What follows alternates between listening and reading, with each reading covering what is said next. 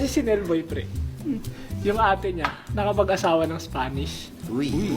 Maganda, Spaniards. no? Spaniards. Dilipad sila ngayon doon sa bansa. Spain. Sa bansa ng lalaki. Spain yan. Spain. Si ate niya, hindi marunong magsalita ng Spanish. Kaya ang ginagawa niya, kada pupunta siya ng mga store, pag may bibilin siya, pinapakita niya yung parte ng katawan niya. Yung parang bibili siya ng manok. Pinakita niya yung legs niya. Kasi, leg Legs part. ng manok. Pwede, Doon nabibigay yung gusto niya. Okay, matalino. Matalino yung ate nun. Ngayon, parang gusto niya bumili ng hotdog. Mahirap yata yung parts. Kaso wala siyang maipakita. Oo. Wala siyang maipakita na parte ng katawan niya.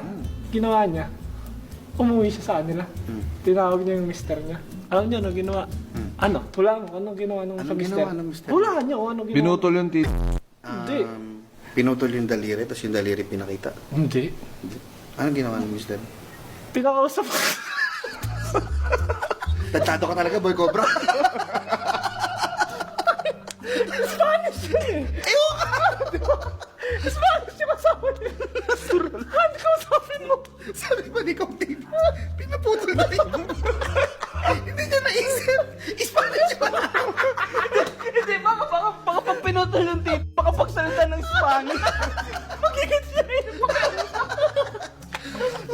Oo nga, no? Spanish nga pala yung asawa. Iho ni puta. Pwede alam yan.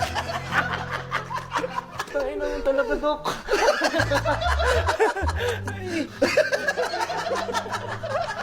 Tayo na kasi. Ba't ka napunta mag-isa? Spanish yung kasama mo. Sa dami na pwede bilhin. Hotdog. Hindi ka nakontento sa chicken. Nag-hotdog ka ba? Unlewings, ganun-ganun ka lang. Pero siya binili. Ano nila?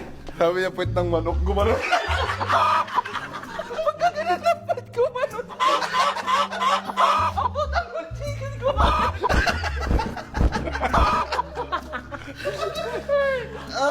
Tangin mo, Dok.